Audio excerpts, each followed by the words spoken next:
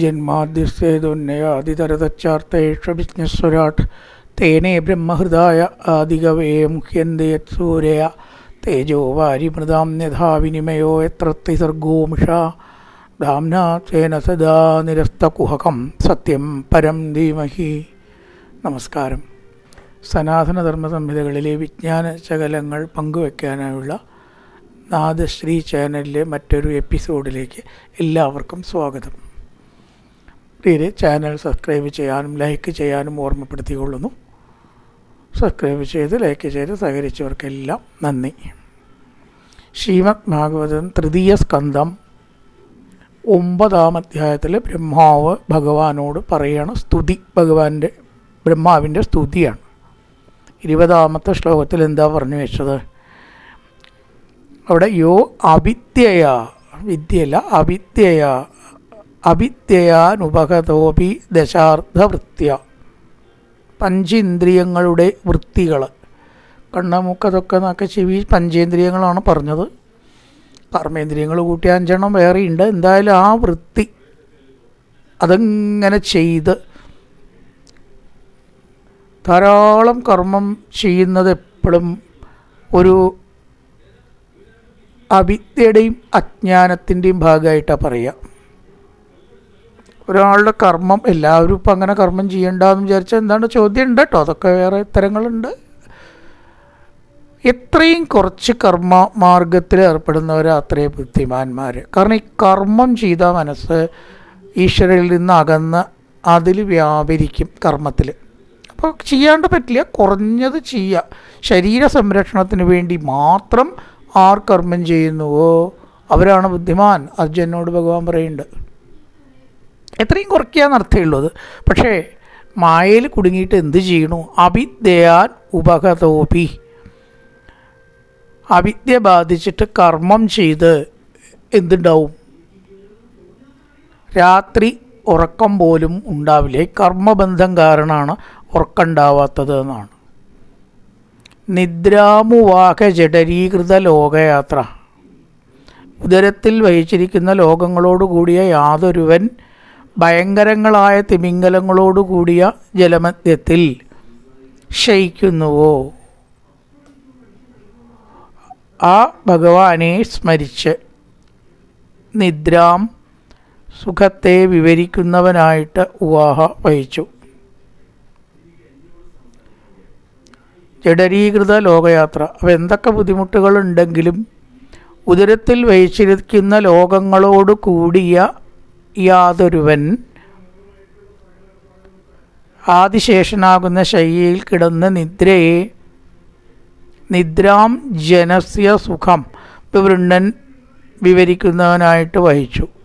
താൻ സ്വയം യോഗനിദ്ര കൊണ്ട് മറ്റുള്ളവരെയും വഹിക്കുന്നു. നിദ്രാമുവാഹ ജഡരീകൃത ലോകയാത്ര, സ്വയം യോഗനിദ്രയെ കൊള്ളുന്നു. അപ്പോൾ 5 വിധം വൃത്തികളോടുകൂടിയ അവിദ്യ എന്ന് പേരായ മായാസ്വരൂപത്താൽ ശരിക്കും പറയുകയാണെന്ന് വെച്ചാൽ എല്ലാവരും അതിൽ വ്യാപിച്ചിട്ടുണ്ട്. ഭഗവാൻ അതിന് വ്യാപിച്ചിട്ടില്ല എന്നാട്ടോ ഇവിടെ പറയാൻ പോണത്. എല്ലാവരുടെയും കഥ മായ ബാധിച്ചിട്ടാണ്, ഭഗവാൻ അതിന് ബാധിച്ചിട്ടില്ല എന്നാണ് ഇവിടെ. അനുപഗത അഭി, ബാധിക്കപ്പെടാത്തവനാകുന്നുവെങ്കിലും ലോകത്തിൻ്റെ സ്ഥിതിയാണ് മായ ബാധിച്ചിരിക്കുന്നു എന്നത്. നേരത്തെ പറഞ്ഞു ഉറക്കം കൂടി കിട്ടില്ല എന്ന്. അത് നേരത്തെ ശ്ലോകത്തിൽ പറഞ്ഞു. ഇവിടെ അതല്ലാതെ ഭഗവാന്റെ യോഗനിദ്രയാണ് പറയണത്. ഈ നിദ്ര എന്ന് പറയുന്നത് ശരിക്കും പറയാച്ച ഒരു മായയുടെ രൂപം തന്നെയല്ലേ ആണ്. ഭഗവാൻ ആ മായയിലും കുടുങ്ങിയിട്ടൊന്നുമില്ല. എത്ര കാലം വേണമെങ്കിൽ ഉറങ്ങാണ്ടിരിക്കാനൊക്കെ ഭഗവാന്റെ പ്രയാസമില്ല. നമുക്ക് സഹിക്കില്ല. ഒറ്റ ദിവസം ഉറങ്ങാണ്ടിരിക്കാൻ ഭയങ്കര ബുദ്ധിമുട്ടാണ് അല്ലേ. ആ സമയം വന്ന ഉറക്കം വന്ന് നമ്മളെ കീഴടക്കും. അതാണ് നമ്മളും ഭഗവാനും തമ്മിലുള്ള വ്യത്യാസം എന്ന് പറയുന്നത്. അപ്പോൾ ഉറക്കത്തേക്ക് കീഴടക്കാനാണ് ഒരു ദിവസമെങ്കിലും ശിവരാത്രിക്ക് നമ്മൾ ഉറക്കമൊഴിച്ച് ശീലിക്കണം എന്നുള്ളത്. എപ്പോഴും ഉറങ്ങാൻ പറ്റിക്കൊള്ളണമെന്നില്ലല്ലോ. ഉറക്കം വരുന്ന സമയത്ത് ചെയ്യേണ്ട പ്രവൃത്തി ചെയ്യേണ്ടി വന്നാലോ, സംഗതി സാഹചര്യങ്ങളുടെ സമ്മർദ്ദം കൊണ്ട് അപ്പം എനിക്ക് ഉറങ്ങാണ്ട് പറ്റില്ല എന്ന് പറഞ്ഞിരിക്കാൻ. അപ്പോൾ അത് ശീലിക്കണം എന്നുള്ളതുകൊണ്ടാണ് ഒരു ദിവസം ഉറക്കാണ്ടിരിക്കുന്നത്. പിന്നെ ആ ദിവസത്തെ പ്രത്യേകത ഒരുപാടുണ്ട് കേട്ടോ. അത് മാത്രമൊന്നുമല്ല, പറഞ്ഞു എന്ന് മാത്രമേ ഉള്ളൂ. അപ്പം ഇവിടെ ഭഗവാൻ മായാബാധിതനല്ല, എങ്കിലും നിദ്രയാകുന്ന മായ അതിന് താഴെ അല്ലെങ്കിൽ അതിന് വശംബദനാണ് എന്ന രീതിയിലാണ്. അങ്ങനെ ആയിട്ടൊന്നുമല്ല. നിദ്രാമുവാഹ ജഡരീകൃത ലോകയാത്ര. അങ്ങനെ ഭയങ്കരങ്ങളായിട്ടുള്ള തിരമാലകളോട് കൂടിയ പ്രളയമധ്യത്തിൽ അനന്തനെ തലേണയും ശയ്യയും ആക്കി ശയിക്കുന്നു. നിദ്രയ്ക്ക് മായയ്ക്ക് വശംബദനല്ലാത്ത ഭഗവാൻ മായയുടെ ഭാവം കൈക്കൊള്ളുന്നു എന്ന് ചുരുക്കം. ഇവിടെ നിദ്രയുടെ കാര്യം ഉദാഹരണം പറഞ്ഞു. വേറെ എത്ര മായയ്ക്ക് അടിമപ്പെട്ട പോലെ ഭഗവാൻ കാണിച്ചിട്ടുണ്ട്. ഒക്കെ പോലെയാണ് കേട്ടോ, ശരിക്കല്ല. അവതാരങ്ങളൊക്കെ അങ്ങനെ തന്നെയാണ്. ജനിക്കലും മരിക്കലും കൂടി ഇല്ലല്ലോ. മായയ്ക്ക് അപ്പുറത്ത് നിൽക്കുന്ന ഒരാൾക്ക് ഉണ്ടോ? അപ്പം അതൊക്കെ അംഗീകരിച്ചിരിക്കുന്നു. യോഗനിദ്രയെ ഉദാഹരിച്ച് പറഞ്ഞു. ഇനി പറയണം, എന്നാപി പത്മഭവനാഥക മാസമീഡ്യ ലോകത്രയോപകരണോ യദനുഗ്രഹേണ തത്മൈ നമത്ത ഉദരത്തഭവായ യോഗ നിദ്രാവസാന വികസൻ നളിനേക്ഷണായ. ഈ ശ്ലോകത്തിൽ 2 വരി നമസ്കരിക്കുകയാണ്. ഈ 2 വരിയിലേ കാര്യമുള്ളൂ. 2 വരി നമസ്കാരമാണ്. തസ്മൈ നമസ്ത ഉദരസ്ഥഭവായ യോഗ നിദ്രാവസാന വികസൻ നളിനേക്ഷണായ. എങ്ങനത്തെ ഭഗവാനാണ് നമസ്കാരം? നളിനേക്ഷണായ, താമരക്കണ്ണൻ നമുക്ക് പറയാം. താമരയുടെ ഇതൾ പോലത്തെ കണ്ണാണ് അത്രയും പൂർണ്ണമായ ലക്ഷണത്തോടു കൂടിയിട്ടുള്ള കണ്ണ്. ഇവിടെ താമര നേത്ര നളിനേക്ഷണായ. ഉദരസ്ഥഭവായ എന്ന് പറയുമ്പോൾ ഉദരത്തിലിരിക്കുന്ന പ്രപഞ്ചത്തോടു കൂടിയ ഭാവം. അവിടെ സംസാരം, പ്രപഞ്ചം എന്നൊക്കെ അർത്ഥം എടുക്കാം. പല അർത്ഥമാണ് ഒരു വാക്കിന്. ഉദരത്തിൽ വഹിച്ച സംസാരത്തോടു കൂടി. ഉറങ്ങണ സമയത്ത് ലോകം തന്നെ ഇല്ല. സത്യത്തിൽ നമുക്കും ഉറങ്ങണ സമയത്ത് ലോകമില്ല. പക്ഷെ അത് ലോകമുണ്ട്, നമുക്ക് അനുഭവം ഇല്ല എന്നുള്ള അർത്ഥത്തിലാണ്. ഇവിടെ അങ്ങനെയില്ല, ലോകം തന്നെ ഇല്ല. ഭഗവാന്റെ യോഗനിദ്ര കൊള്ളുന്ന സമയത്ത് ഈ ലോകം ഇല്ല സത്യത്തിൽ. അതുകൊണ്ട് ഉദരസ്ഥഭവായ യോഗനിദ്രാവസാന വികസൻ, യോഗനിദ്രയിൽ കുടികൊള്ളുന്നതായ, യോഗനിദ്രയുടെ അവസാനത്തിൽ വികസിച്ചിരിക്കുന്ന താമരദളം പോലെയുള്ള കണ്ണുകളോട് കൂടിയ യോഗനിദ്രയുടെ അവസാനത്തിൽ ഭഗവാൻ ഉണരുന്നു. അപ്പോഴാണല്ലോ താമര പോലെ ആവുക. അടച്ചിരിക്കുമ്പോൾ താമര പോലെ ആവില്ല. അപ്പോൾ യോഗനിദ്ര കഴിയുമ്പോൾ, ഉണർന്നിരിക്കുമ്പോൾ ഏതൊരു ഭഗവാന്റെ കണ്ണാണ് താമരതൾ പോലെ തുറന്ന് ഇരിക്കുന്നത്. അത്തരത്തിലുള്ള നളിനേക്ഷണന് നമസ്കാരം. ശരിക്കും ഞാൻ ബ്രഹ്മാവ്, അഹം അങ്ങയുടെ നാഭി പത്മത്തിൽ നിന്നാണ് ഉണ്ടായത്. എല്ലാവരും ഭഗവാനിൽ നിന്ന് തന്നെയാണ് ഉണ്ടായത്. എന്നാഭി പത്മഭവനാത് അഹം ആസം ഈട്യ. ഹേ ഈട്യ എന്ന് സംബോധന. സ്തുതിക്കപ്പെടേണ്ടവനെ. നാവുകൊണ്ട് സ്തുതിക്കാൻ ഒറ്റ ആളേ ഉള്ളൂ. നമ്മളെന്നും സ്തുതിക്കാൻ ഒരു യോഗ്യതയില്ല, നമുക്കുമില്ല. നമ്മൾ ചില കാര്യസാധ്യത്തിന് വേണ്ടി ചോദിക്കുക, അവർ സ്തുതിക്കപ്പെടേണ്ടവരൊന്നുമല്ല. കാര്യസാധ്യത്തിന് വേണ്ടി നമ്മൾ സ്തുതിക്കണു. ചിലർ നമ്മളെ സ്തുതിക്കണം. ഇതൊന്നും ശരിക്കും സ്തുതിയല്ല. ഈഡ്യന്മാരല്ല നമ്മളൊന്നും. ആരെയാ സ്തുതിക്കേണ്ടത്? ഭഗവാനെയാണ് സ്തുതിക്കേണ്ടത്. അതാണ് ഈഡ്യ. അല്ലെങ്കിൽ സർവീശ്വര അങ്ങേയല്ലേ ഈ നാവ് കൊണ്ട് സ്തുതിക്കേണ്ടത്. അങ്ങനെ സ്തുതിക്കപ്പെടത്തക്കതായ യോഗ്യതയുള്ളതായിരിക്കുന്ന സർവീശ്വര, ഏതൊരു ഭഗവാന്റെ നാഭിയിൽ നിന്ന് താമര ഉണ്ടായി അതിൽ അഹം ആസം ഞാൻ ഉണ്ടായോ, പ്രളയകാലത്ത് ലോകത്തെ മുഴുവൻ ഉള്ളിൽ വഹിച്ച ഉദരസ്ഥഭവായ, ഉദരത്തിൽ രോഗത്തെ വഹിച്ച ഏതൊരു ഭഗവാൻ അവസാനത്തിൽ കണ്ണ് തുറക്കുന്നുവോ അപ്പോൾ താമരതലം പോലെയുള്ള കണ്ണുകളോട് കൂടിയ ഭഗവാന് നമസ്കാരം. സ്വയം സമസ്ത ജഗതാം സുഹൃദേക ആത്മാ സത്യേന എന്മിടയത്തെ ഭഗവാൻ ഭഗേനാത്തേനൈവ മേദശം അനുസ്പൃശതാദ്യതാഹം ശിക്ഷാമി പൂർവവതിദം പ്രണതപ്രിയോസൗ. സമസ്ത ജഗതാം സുഹൃത്ത്, സമസ്ത ജഗതാം സുഹൃത്ത്, സമസ്ത ജഗതാം ലോകത്തിൽ ഉള്ളവർക്കൊക്കെ സുഹൃത്താണ് ഭഗവാൻ. ആരും ഭഗവാന് ശത്രു ഇല്ല. അപ്പം ഹിരണ്യകേശു, കംസൻ, രാമനായിട്ട് വധിച്ചപ്പോൾ രാവണൻ എന്തൊക്കെയോ അതൊക്കെ അതാത് സമയത്ത് വധിക്കണ വരെ യുദ്ധത്തിൽ കളത്തിൽ വരുമ്പോൾ ശത്രു ആവണമെന്നേ ഉള്ളൂ. എന്നിട്ട് പിന്നെ രാവണൻ എന്തേ കിട്ടി? മോക്ഷമാണ് കൊടുത്തത്. ഹിരണ്യകശിപുവിന് എന്താ? മോക്ഷമാണ് കിട്ടിയത്. ഏത് ഭഗവാന്റെ ശത്രുവിന് മോക്ഷം കിട്ടാതിരുന്നിരിക്കണം? ആലോചിച്ച് നോക്കുക. അപ്പോൾ ഈ മോക്ഷം എന്ന് പറഞ്ഞാൽ എത്ര എത്ര എത്ര എത്ര എത്ര വർഷങ്ങളും ഈ ജന്മങ്ങൾ ശ്രമിച്ച് കിട്ടണ ഒരു പുണ്യാണ്. അത് ഈ വധിച്ചവർക്ക് കൊടുത്തു എന്ന് പറഞ്ഞാൽ വധിച്ചവർ സത്യത്തിൽ ശത്രുക്കളാണോ? അല്ല, താൽക്കാലികമായിട്ട് മാത്രമേ ആ ശത്രുത ഉള്ളൂ. അപ്പോൾ അവർ ചെയ്ത പ്രവൃത്തികൾ ലോകോപദ്രവകരമാണ്, അതിന് ശിക്ഷ കൊടുത്തു, ഇത്രയേ ഉള്ളൂ. എന്നിട്ട് പിന്നെ കൊടുക്കുന്നത് അനുഗ്രഹമാണ്. അത് നമ്മൾ പലപ്പോഴും ഓർക്കാറില്ല. ഹിരണ്യകശിപു ദുഷ്ടൻ, രാവണൻ ദുഷ്ടൻ ഒന്നുമല്ല, അവരുടെ കർമ്മം കൊണ്ട് അവരങ്ങനെ ആയതാണ്. സത്യത്തിൽ അവരൊക്കെ വൈകുണ്ഠത്തിൻ്റെ കാവൽക്കാരല്ലേ? അല്ലേ? അവരല്ലേ ഹിരണ്യകശിപുവും രാവണനും കുംഭകർണനും ഒക്കെ ആയത്? ആലോചിച്ച് നോക്കൂ. അപ്പം സത്യത്തിൽ ഈ ശത്രുതയെല്ലാം ഒരഭിനയോ താൽക്കാലികമോ മാത്രമാണ്. ആരും ഭഗവാന് ശത്രു ഇല്ല എന്നൊന്ന് നേരെ ധരിക്കുക.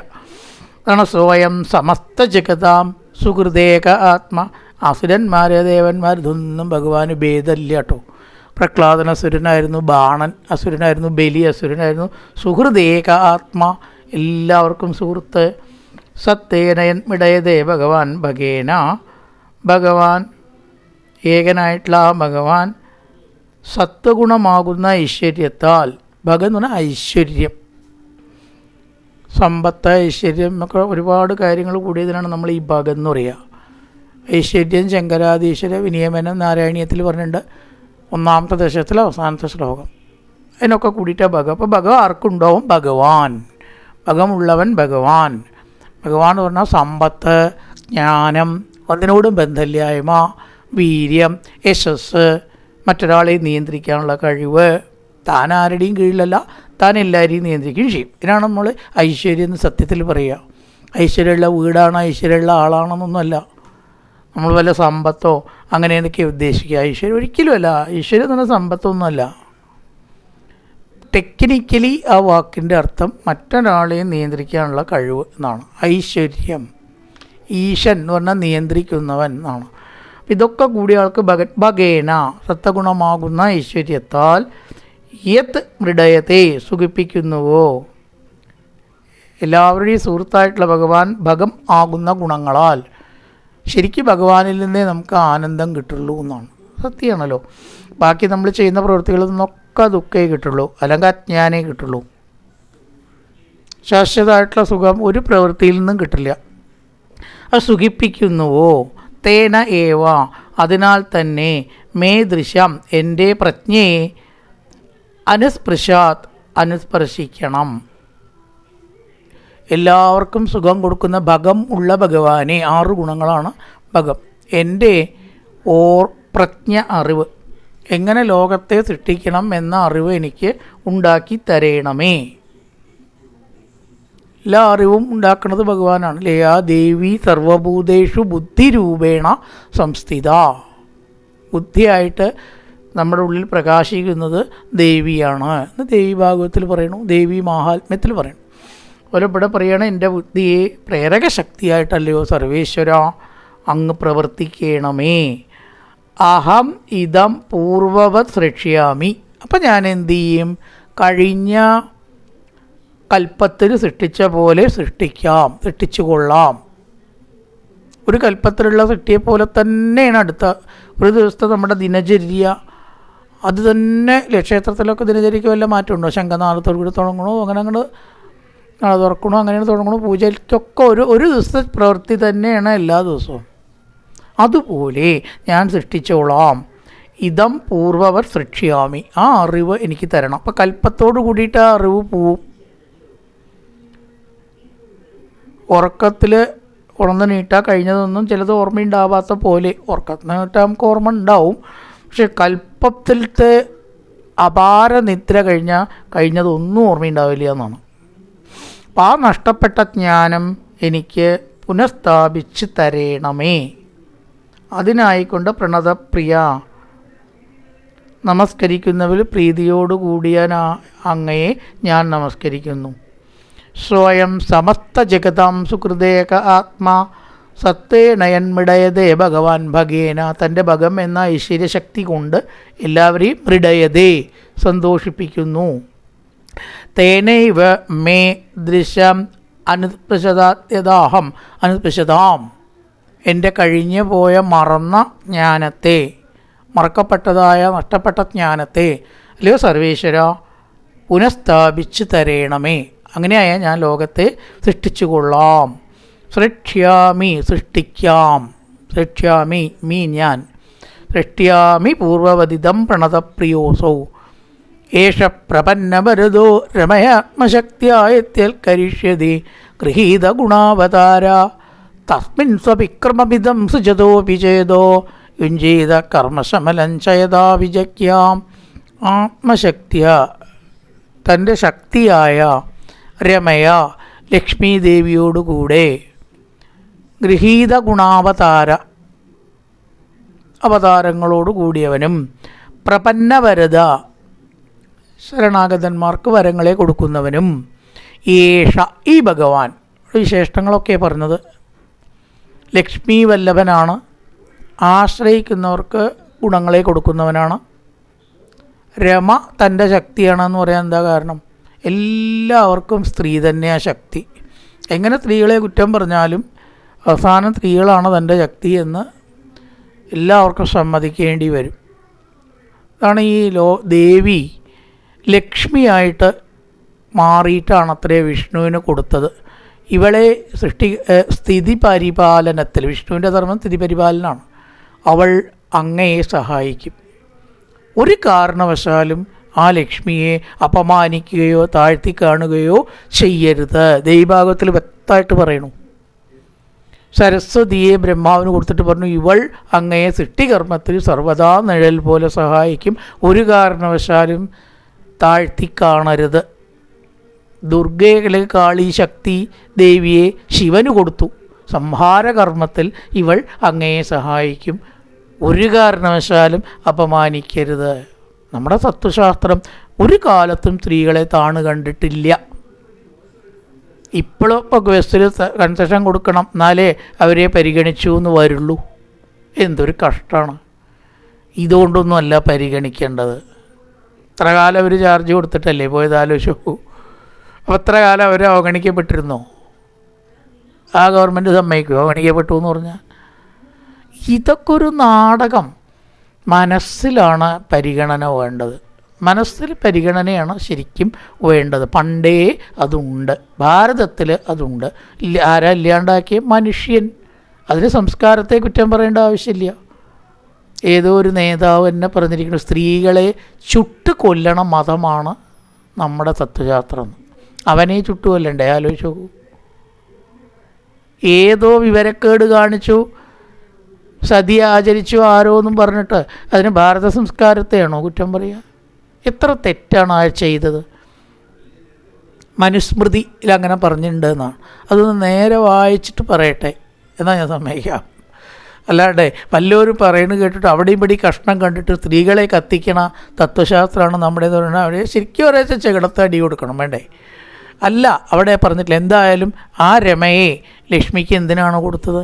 അല്ല, വിഷ്ണുവിന് എന്തിനാണ് കൊടുത്തത്? സ്ഥിതി പരിപാലനത്തിന്. ആ ലക്ഷ്മിയോടുകൂടെ എന്നിവിടെ പറയുകയാണ്. അതവിടെ ആത്മശക്തിയാ. തൻ്റെ ശക്തി എന്ന് പറഞ്ഞാൽ സ്ത്രീയാണ്. പരമേശ്വരൻ്റെ ശക്തി എന്ന് പറഞ്ഞാൽ പാർവതി തന്നെ. ഒരു സംശയമില്ല അതിന്.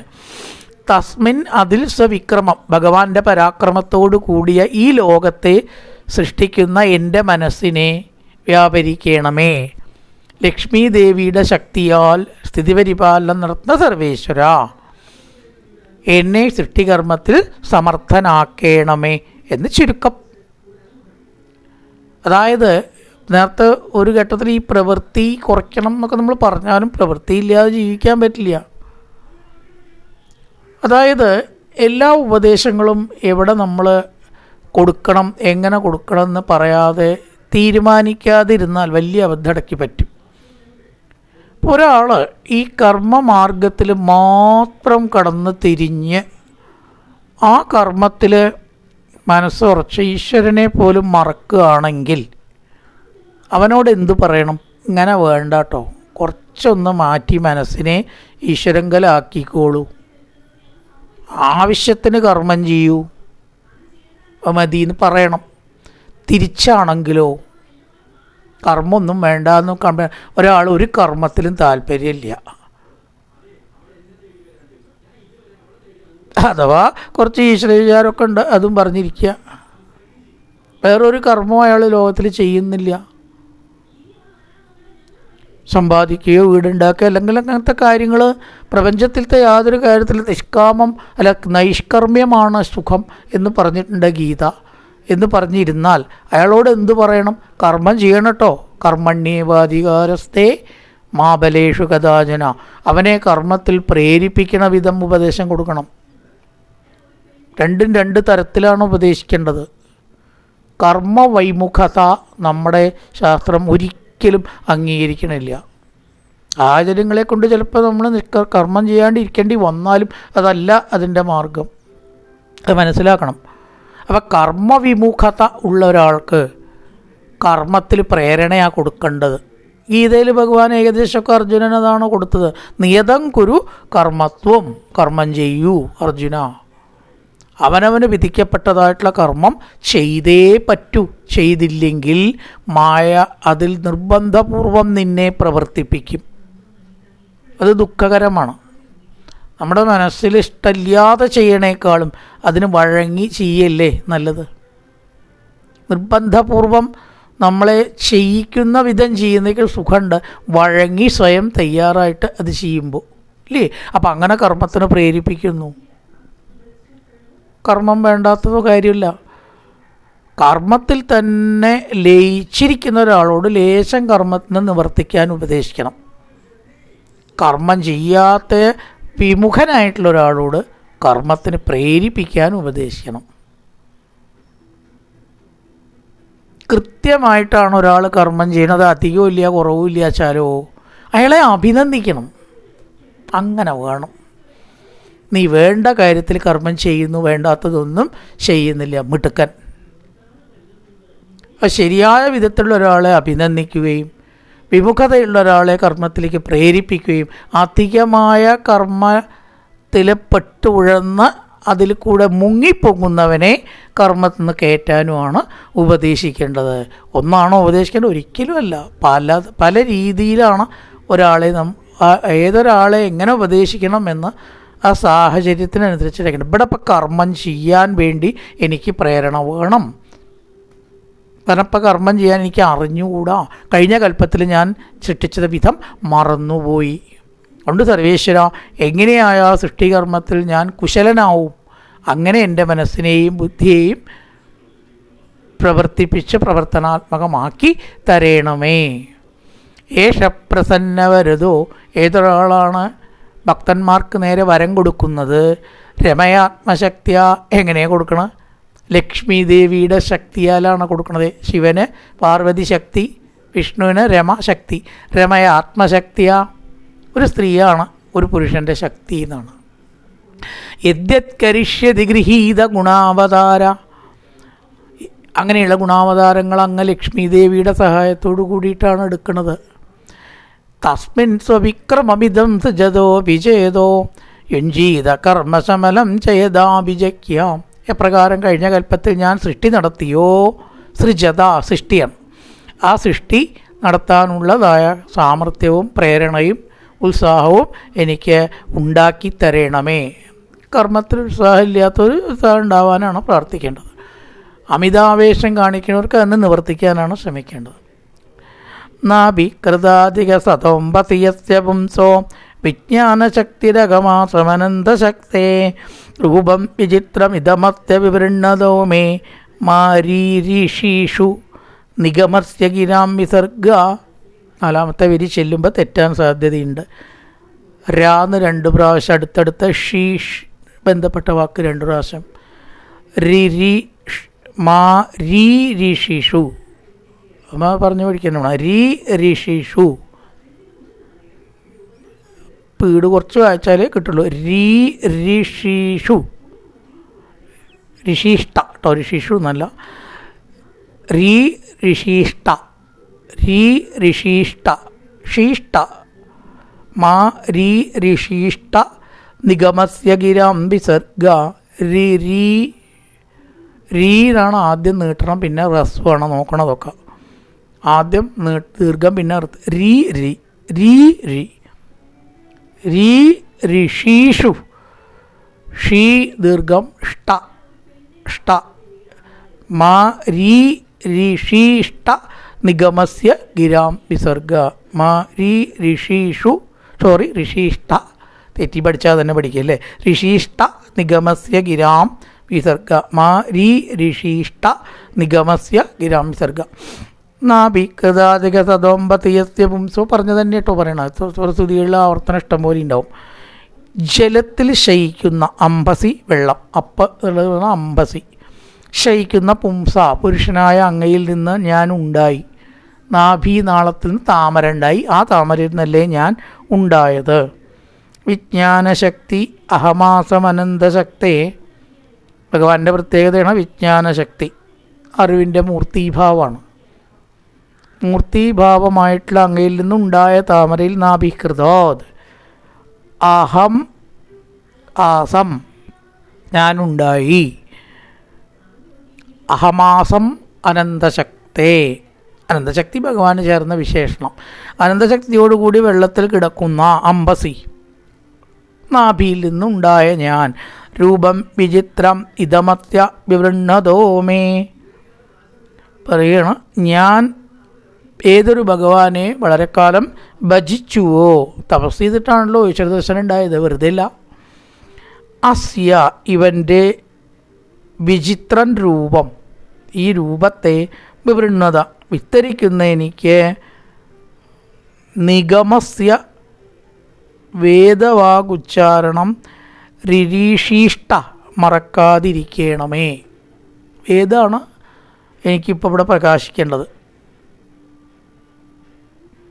ഏതൊരു ഭഗവാന്റെ നാഭിയിൽ നിന്ന് താമര ഉണ്ടായി, ഞാൻ അനന്തശക്തിയോടുള്ള ഭഗവാനാണ് കേട്ടോ. ആ ഭഗവാന്റെ താമരയിൽ നിന്ന് ഞാൻ ഉണ്ടായോ, ആ ഭഗവാനെ ഞാനിപ്പോൾ വർണ്ണിക്കുകയാണ്. എനിക്ക് കഴിയുന്ന വിധം അത്രയല്ലേ പറ്റൂ.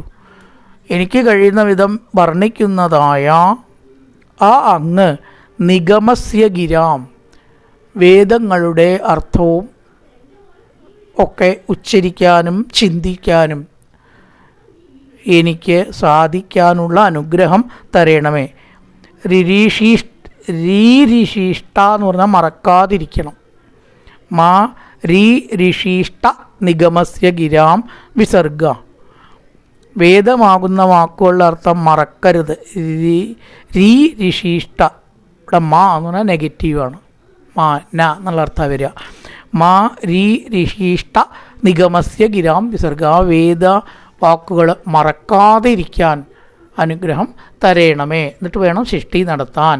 സ്വസാപദഭ്രകരുണോ ഭഗവാൻ വിവൃദ്ധ പ്രേമസ്മിതേന നയനാംബുരുകം വിജൃംഭൻ ഉത്തായ വിശ്വവിജയായ ജനോ വിഷാദം മാധ്യാഗിരാപനയതാത് പുരുഷപുരാണ. അദഭ്രകരുണ, മഹത്തായ കാരുണ്യത്തോടു കൂടിയവനും കരുണയുള്ളവനും, പുരാണ പുരുഷ, ആദിപുരുഷനും, ഏറ്റവും പഴക്കമുള്ള ആളാരാച്ച ഭഗവാൻ. അതിന് ശേഷമാണ് ബാക്കി നമ്മളെല്ലാം ഈ പ്രപഞ്ചം ഉണ്ടായത്. പുരാണ പുരുഷ സൗ ഭഗവാൻ.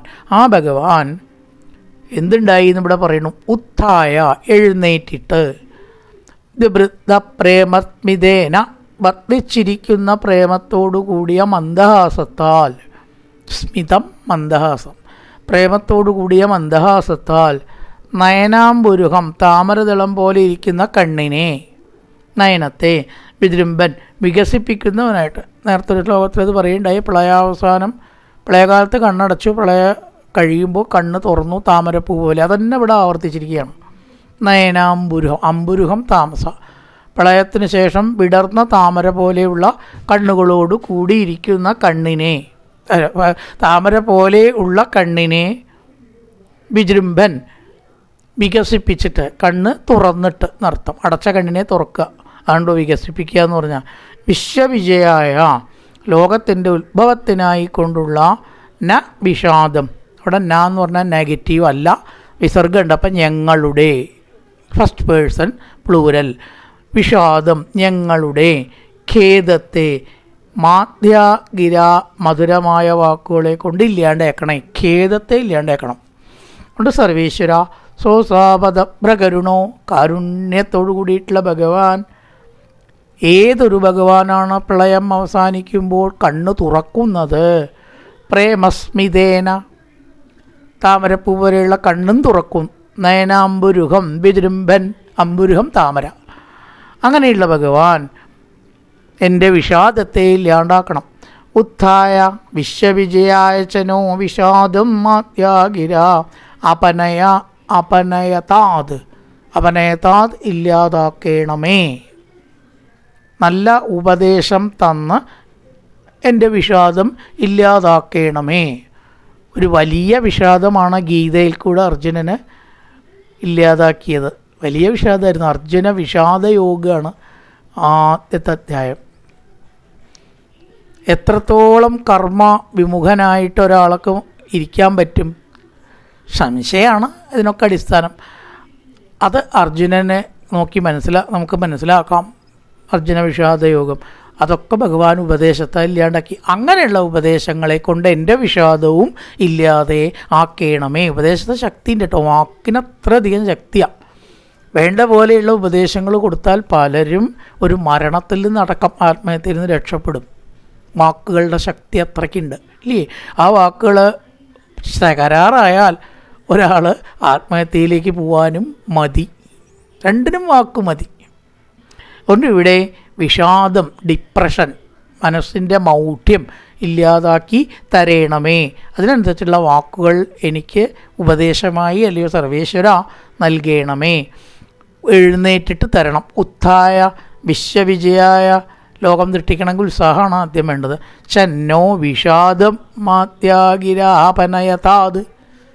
വിഷാദത്തെ വാക്കുകൊണ്ട് ഇല്ലാതാക്കി തരേണമേ. വാക്കുകൾക്ക് മാത്രമേ അതിന് കഴിയൂ, എന്തിനേലും കഴിയൂ. പുരുഷപുരാണ നമ്മുടെ സ്തുതി ഉപസംഹരിക്കുകയാണ്. ഇവിടെ സ്തുതി അവസാനിച്ചു.